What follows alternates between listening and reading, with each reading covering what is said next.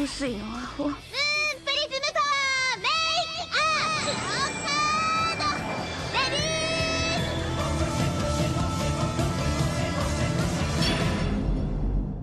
ー。 Welcome to Shojo and Tell, where we discuss shoujo manga and tell who's hot and who's not, talk about themes, and just generally geek out.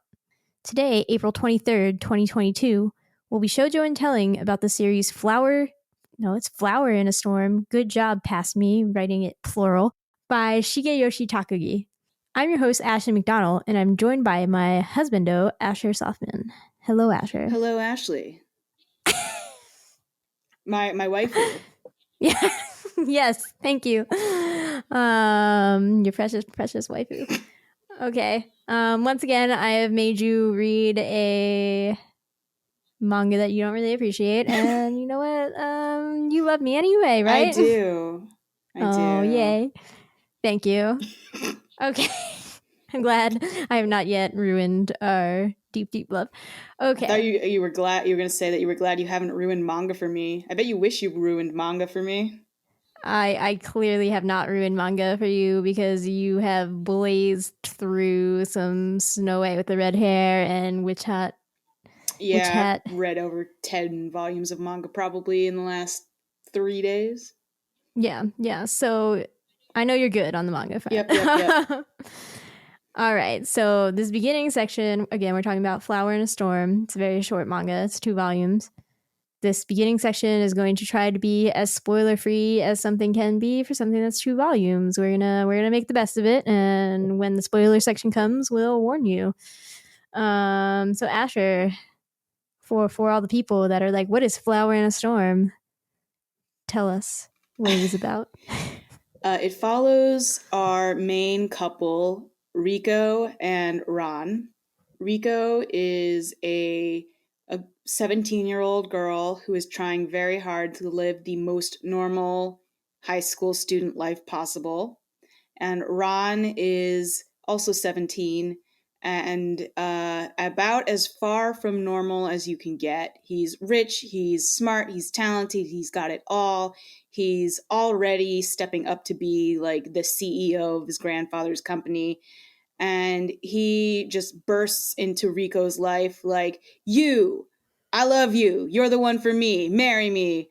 And she's like, oh my God, you are ruining everything. And it turns out that part of why he likes her so much is because she is herself, like absurdly physically talented. Like, yeah. Yes. She like stopped a car? Yeah, she like diverted his car or something from hitting, or they were gonna hit her, but she was fine because she's just like, nah, just divert that. I think run she away. like jumped up onto the hood of the car. Like the car still hit the telephone pole or something.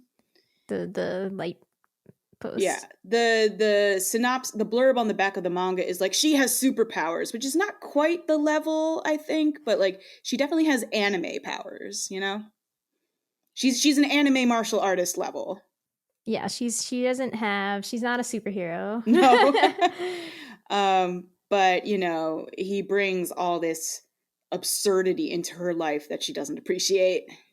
But yeah, does she really wants to be well, we all know where that's going. Right. But she really just desperately wants to be a normal high school girl. She's not like all the other shoujo protagonists who are like, I'm a normal high school girl, and they kind of say that in a way that strongly implies that they don't want to be, right? Like she actually wants to be. Like she's in deep, deep denial. Yes, about being, having strange powers and right. The idea that actually all of us are strange in our own little strange ways. So I will say right off the bat that this is the first time either of us has read this manga. It is just something that when I was auditing my manga, I was like, here is a series that we have in full, courtesy of Asher's brother. And we've been trying to be frugal because we have been trying to desperately stop a leak around our chimney on our house, which has required redoing the outside of the entire chimney and our roof was super old, so we redid the roof. But it still leaks, so we are very mad right now. Today, hopefully, we finally fixed it, but that remains to be seen. So I'm currently still mad. Anyway, so we're still trying not to spend money because we're like, how much more money do we have to sink in this? Anyway, so this series, thing that we knew nothing about. Asher, do you have a favorite aspect, or did you just not like it? I don't strongly have a favorite aspect. Like, if I had to pick something, I liked thinking about how Ron's philosophy of living without regrets plays out when he has the power to do that, right? Like, he has the wealth and the ability to assess what it is he wants and go for it in an instant. Yeah. You're like, that's the only okay. Well, so for me, I started reading it, and I guess let me look back at the first couple pages, because I definitely was on page 1. I was like, this is gonna be terrible. And then by page 3, I was like, okay, it's kind of funny. And then by page 5, I was like, I laughed. I think that this series. So when Asher and I first read the synopsis, we thought it was going to be closer to SP Baby, which was another 2-volume series that we did where we were like, yeah, no, not too good. But really, I think it's closer in the level of humor and the wealth gap that it addresses to something like Takane and Hana. And I think it's poking fun at other series. Like it predates Takane and Hana by almost 10 years. So I think it's making fun of other things that were popular at the time. Two big ones being Oran and Maid-sama. There's a lot of that kind of hijinks going on, but much more like aware that it's not supposed to be compelling, but then in the end, because it's so rushed, like, you know, they have to get together.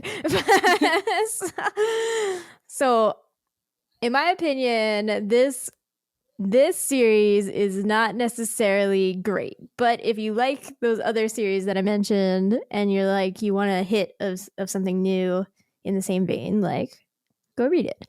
I also think there are 2 short stories that are in the backs of these volumes that are unrelated to the series that I thought, like, plus the way I thought that this series is actually very, you know, like, it knows its Shojo tropes and it knows what it's trying to take down here, whether it doesn't, you know, nail that landing or anything. But I think the 3 different stories that we really read showed a lot of promise from this author. Like, I was like, oh, I could see that once this author, you know, just like one hit series is all they need to be like, all right, like, they're really cool. Yeah, you know? both You know? the short stories were more compelling, I thought.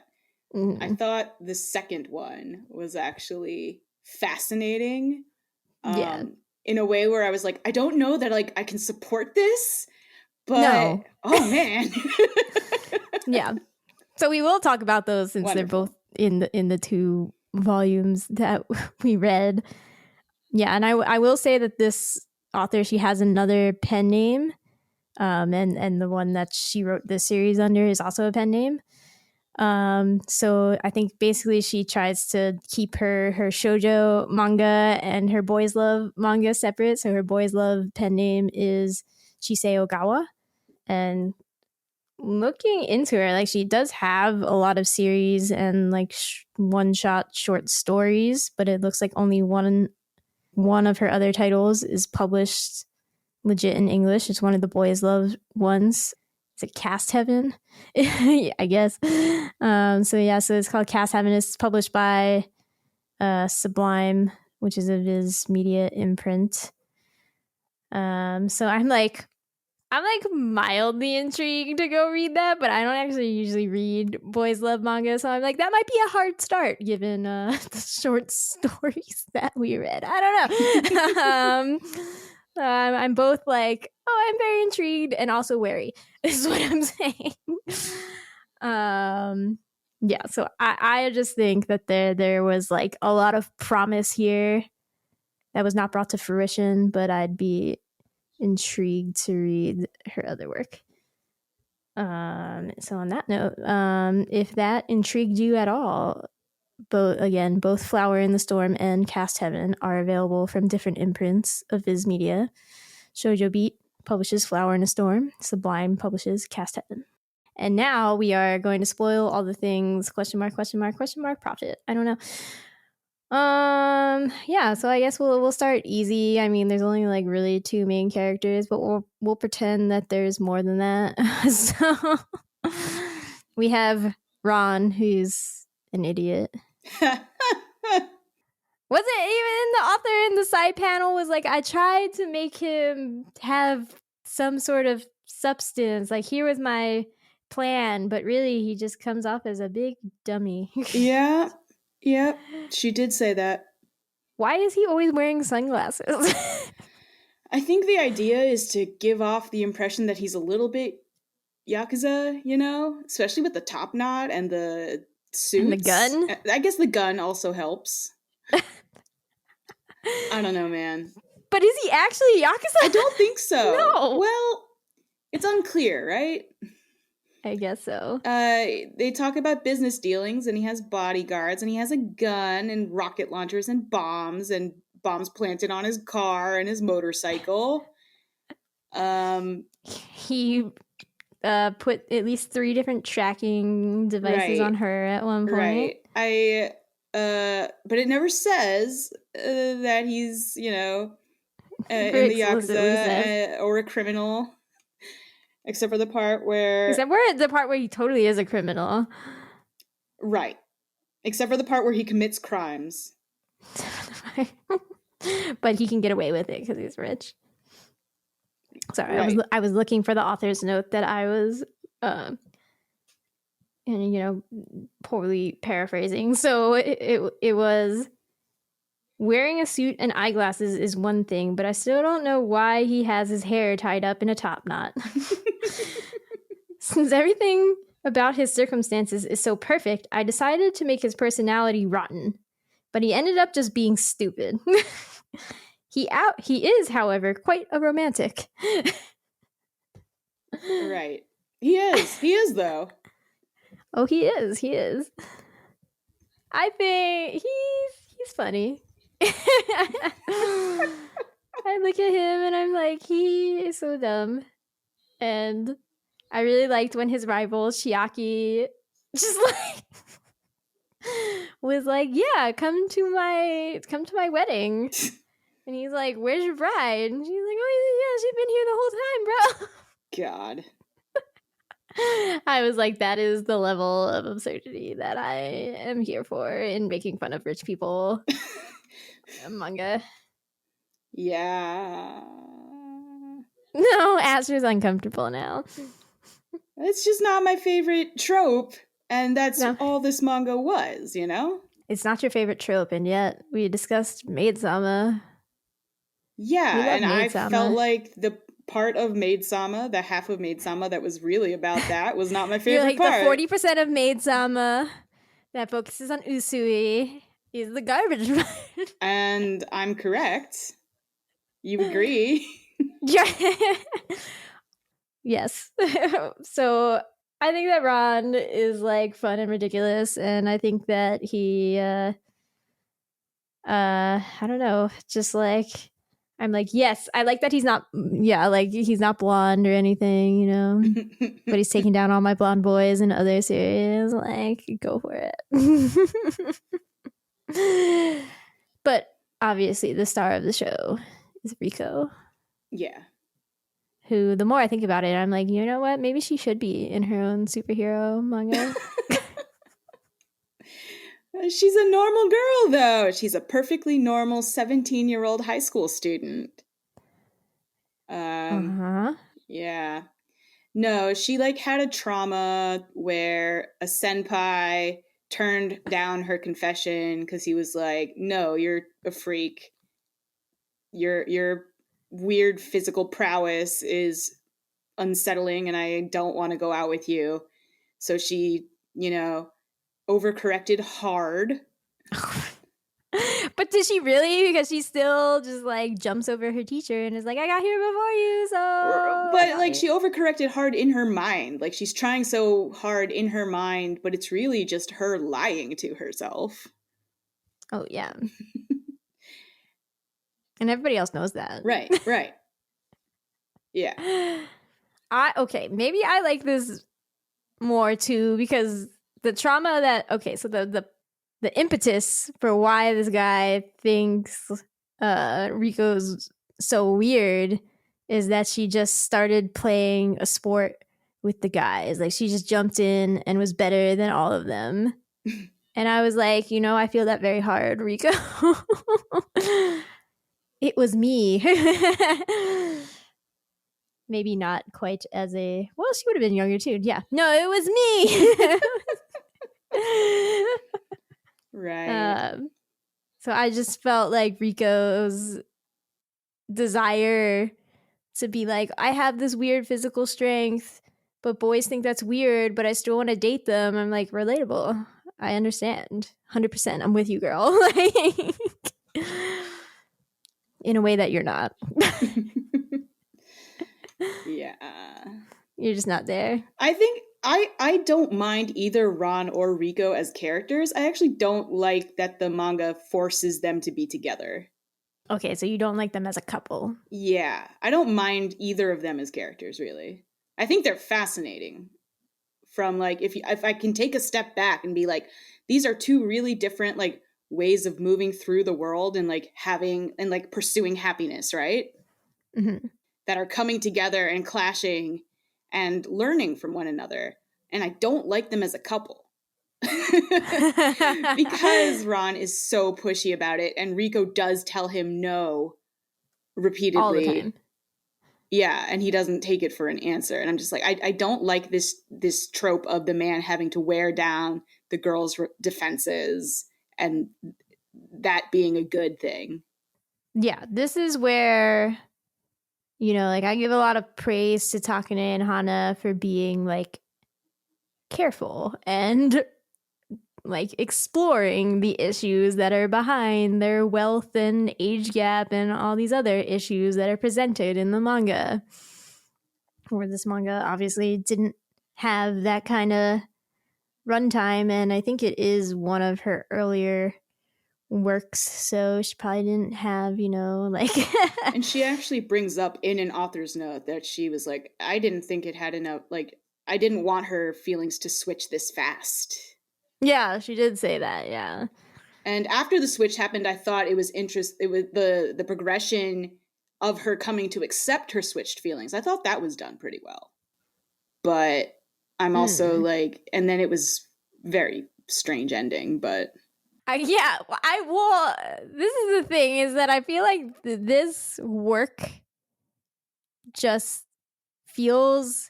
Based on the short stories that we read and like how when I looked at her boys love, the way it looked, I was like, this funny, lighthearted kind of series doesn't seem to be this author's strength, right? Like, and the ending goes into a more weird, like, saccharine kind of like turn, right? Where it's like, it's still supposed to be funny, I'm pretty sure, but it's also really dark and emo, right? Like, so I think it's almost strange that she decided to write this like kind of lighthearted, like I want to make fun of a shoujo, like a bunch of shoujo tropes that are really popular right now series, because that just doesn't seem to be playing to her strengths. But I mean, I'm all branching out is good, I guess. No offense. Nobody come at me. Yeah, it was... I didn't really follow some of the events, I guess, that happened in the last chapter, because I was like, when did she cut her hair? Okay, what? I don't care, It happened when the bad guys grabbed her by the hair, and there was a convenient knife that she grabbed. Okay. It happened off screen. I see. Yeah, I mean, in the end, it's just like the dark ending kind of is that Ron got captured and his family gave up on him. He had been captured for like a month, and then, you know, she goes to rescue him, and it seems like it's going to be successful. But then, like, a bridge gets blown up or something, and she's trying to grab onto him and pull him back up, but she, like, lets him go so she doesn't think that he survived the fall.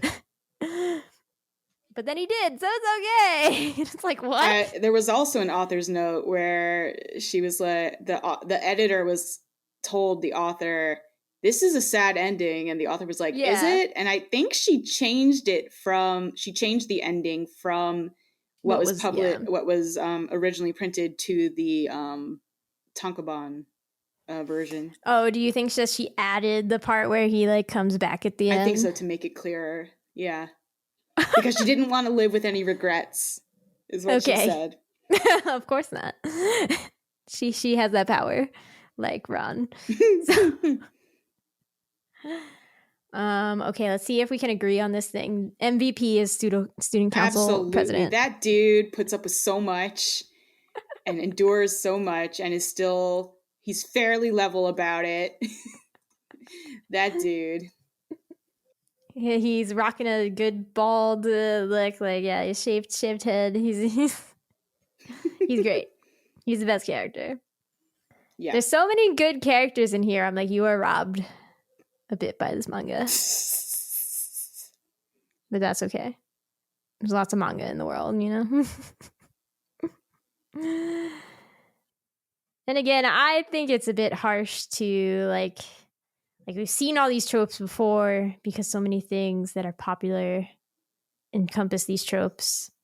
But I think it's a bit harsh to judge it by, like, 2022 standards where we're all tired of it. Like, it came out like at the same time that Oran and Maid-sama were running. So I think, you know, at that time it might have been a bit more of a sharper, like, lol, these series are so silly, and I'm gonna try to unroot some of the silliness for you, right? Like, so I actually try not to judge it too harshly. It's of a time, it's of a place. Sure. I also really did like that she began and ended each chapter acknowledging the bit of the poem that the series is named after. So Riko always feels like she's the flower in Ron's storm, and apparently the kanji that makes up Ron's name means storm. So, you know, that metaphor always comes up at the beginning and the end of the chapter and progresses, and I'm like, you know what, see, this is the type of stuff where I'm like, there was promise here, there's promise in this storyteller, I believe in it. But now we're going to talk about the real stars of the show here, the side stories. Yes. Okay. So the first one was called The Need for Artificial Respiration. And again, I will admit that I had a bit of a harder time just, like, understanding fully what was going on. Well, I don't remember the characters' names, but boy meets girl. Actually, boy knows girl already. They were in high school. She is known as a girl who goes around kissing lots of boys. Her name is Toko. Okay. I super don't remember. Especially because they were referring to each other by last names for the most part. Well, he's calling her Toko in this page that I looked up. She also calls him by the wrong name, like, purposefully. Oh, yeah. Yeah. She's great. And I think he's just a normal dude. He's apparently... His thing was that he's not smart, right? Like, he's like... Oh, yeah. He got, like, a 7 on a math test. Yeah. So he's, like, hanging out over the summer, right? Is it the summer? I assumed it was the summer because they were in summer uniforms. Oh, okay, yeah. Because he has to take remedial math, whatever. Yeah. And everything. His name was Kiyoharu. Right, and she keeps calling him Kiyoji, right? Yeah. Yeah. Anyway, so she kisses him. The end. No, and she's like, it's not a big deal. It's just artificial respiration. Like, it's just CPR, right? And she's like, sometimes I feel like I can't breathe. And he finds her one day collapsed, and he hears that it's because she had an abortion. Yeah, because she's known for going around just like randomly kissing people, apparently. Right. Which of course means that she goes around sleeping with people, right? Yeah, duh. But apparently, her story bears that out. Well, it seemed like she only slept with that one guy who she actually really liked. Yeah. But it wasn't serious for him. And Kiyohara is the only one who's like, you're the one who's being hurt in this situation, seemingly. Right.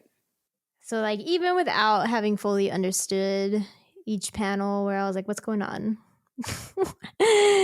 I was definitely like, okay, this is like a very mature story to come, after this silly wonkiness with Ron and Riko to read, Yeah. But the real star of the show is the second one, is what you really want me to get to, right? Well, I was just thinking if there was anything else I could say about this one. And it's actually just a sweet, like, the whole part about her having an abortion, I feel is so not as important as just watching the two of them sort of like fall in love and have fun and like connect. That's the word I was looking for. It's really about that. Yeah, like they're just like he seemingly is annoyed that she calls him the wrong name all the time, and he's annoyed because he's not smart at all. And he's like, am I gonna survive in this world? And they both give each other hope that they will survive in the world, and that's nice because the world is mean, you guys. Okay, the real star of the show, which is the second story, which is after you at the end of the second volume. So, this is your reward for getting through all that trash. This story was called Warm to the Touch. Yes. Proceed. I proceed? You wrote down a synopsis. No, you don't have to read my synopsis. You can give a better synopsis. No, I can't because that's a good synopsis. Oh my God. I have garbage in my eyeballs. Fine. I'm reading Ashley's synopsis. It says, this one is about a boy who is afraid of being touched, sustains a physical injury, and is cared for by his chemistry teacher, who initially rebuffs him. So moody, so promising. And then it says, I can see why she's into BL, referring to the author, not the chemistry teacher. We don't know what the chemistry teacher's into. I don't think the chemistry teacher's into BL. And this one surprised me because it is actually like, I guess we should have led this with a content warning. Well, here comes the content warning. The content warning is that refers to past childhood abuse, essentially. This boy, whose name I still don't remember, it was sort of, not necessarily sexually abused, but like touched repeatedly against his will by someone who was supposed to look after him, by an adult, and has his fear of being touched worsens and worsens as he gets older, so that like he can't stand to be touched by anybody because it makes him flash back to that unwanted touch. And so he sustains like a mild cut at school and doesn't want to get it treated because someone would have to touch him for that. But because the chemistry teacher is just so clinical about it, he's like, oh, this is fine. She doesn't like want to touch me or anything, and she's not grabbing too hard or forcing her feelings on me. And then he just like gets obsessed with like, this woman is the only one who can touch me ever, and I want her to. And I was like, oh, this is a fascinating dynamic. I'm not into like this teacher-student dynamic that he's trying to force on her. But like, man. Yeah, his name is Kashu. And I think both her responses make sense. Like, she initially, as I said rebuffs him, being like, no, you think that you love me because I'm the first person that you've let touch you in so long. Right. But this is just a euphoria at like the first step in healing for you. This is, you do not actually love me. Someday you will find somebody that you really love, and that will be great. So she, like, you know, does a teacher thing, respectfully tries to step away from the situation. Right. Yes.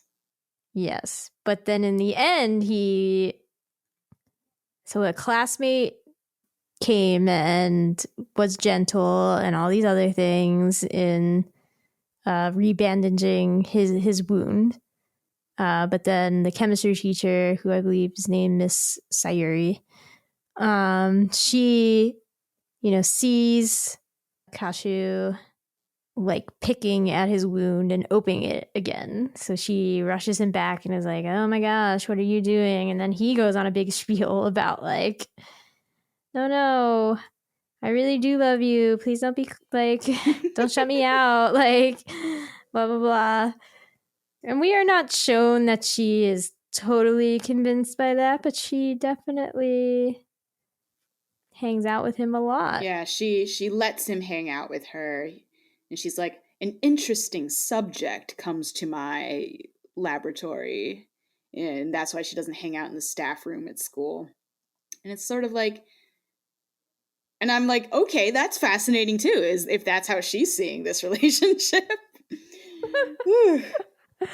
Yeah. I'm just like, whoa, this is so problematic, but also so good. Tell me more. Right. It's like, it's problematic but compelling. Yes. I think because it turns certain expectations on their heads. Like, it knows what those expectations are, and it's like, no. Yeah.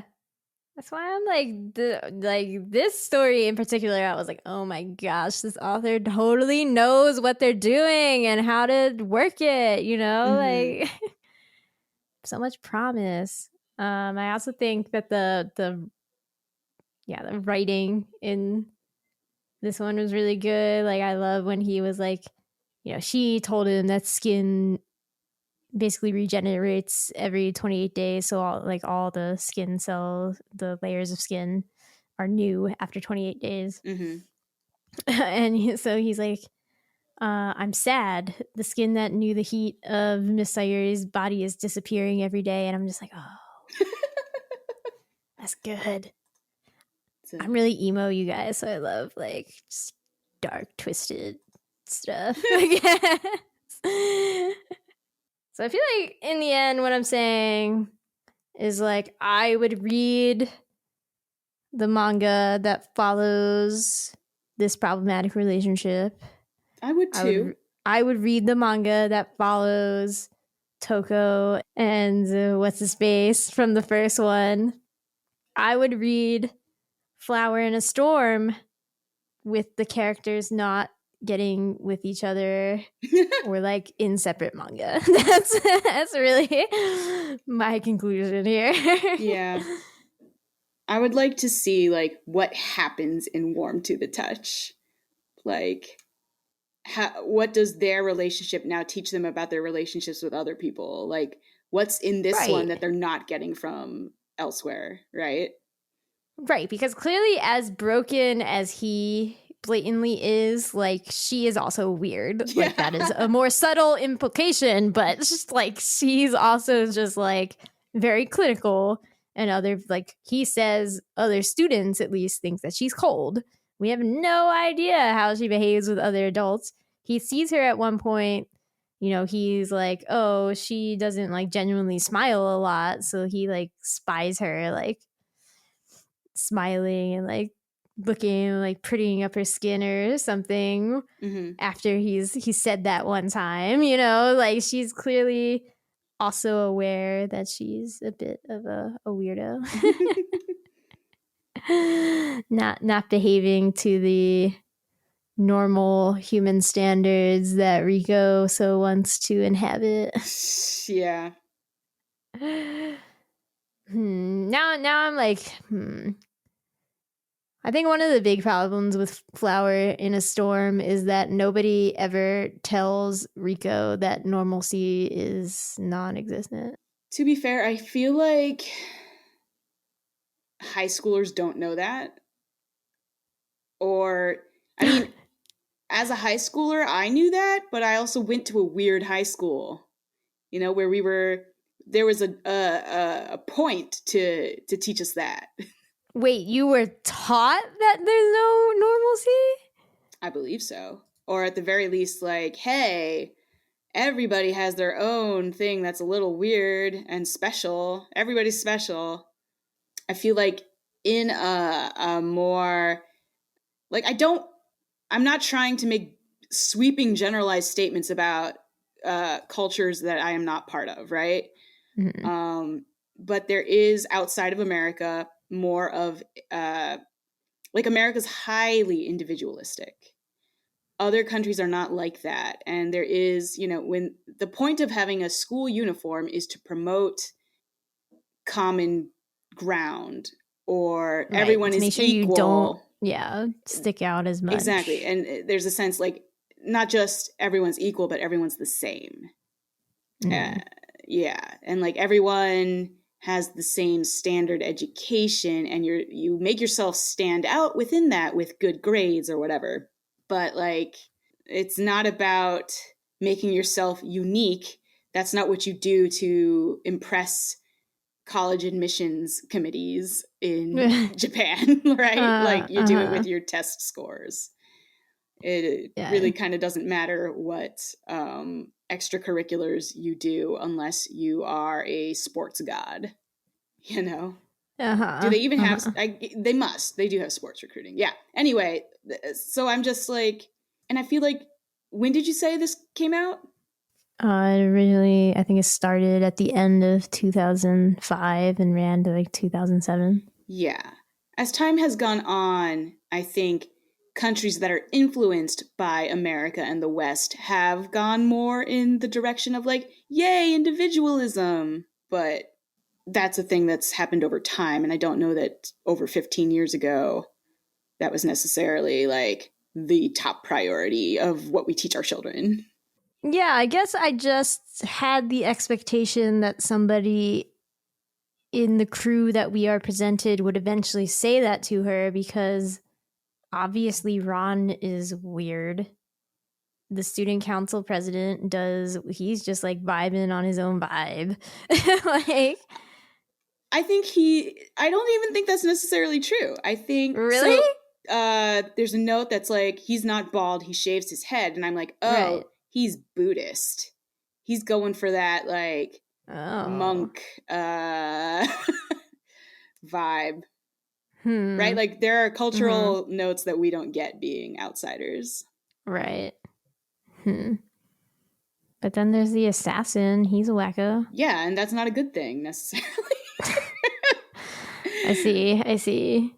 So the person that I thought was a good example of being weird, you're saying, is actually like a cultural normalcy, and all the people that know are weird are bad because they're Yakuza or assassins.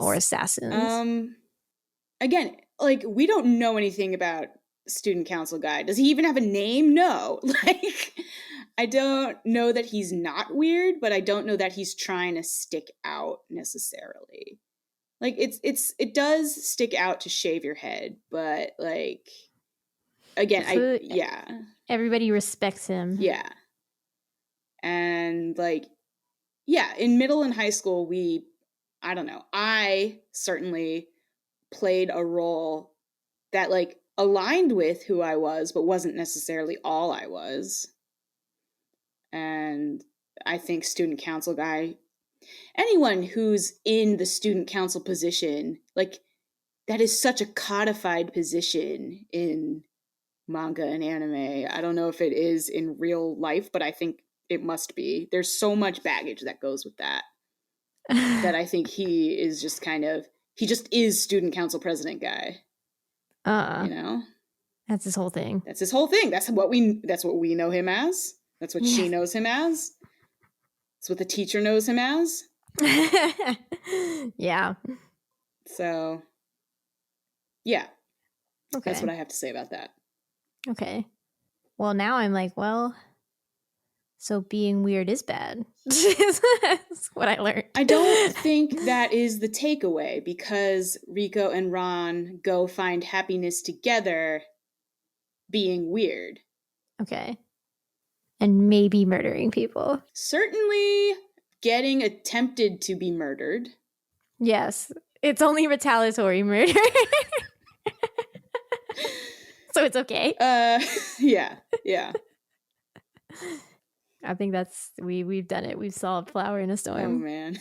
And maybe we'll be brave and go read Cast Heaven. Maybe. Go look it up. Anyway. Sigh. Okay. Thanks for listening to Shojo and Tell. Comments, questions, constructive criticism, concerns. Need to gush about your OTP? Email shoujoandtell@gmail.com or leave a comment on the episode's YouTube page. We're at Shojo and Tell on Twitter, Tumblr, and Instagram. Asher, can people find you on the internet? Question mark? Not lately. No. Okay. Are you excited every time you see a new episode from us? If so, please consider leaving a rating on Apple Podcasts. This will help the show reach more hearts, or at least ears. Thanks again for listening. We'll be back next time for LoveCom. Unless that was released before this episode, because I don't really know what I'm doing. In which case, I truly don't know. I'm just kidding. I have a suspicion. Question mark, but I'm not going to divulge. Stay tuned to decipher my cryptic messages. Bye. Bye-bye.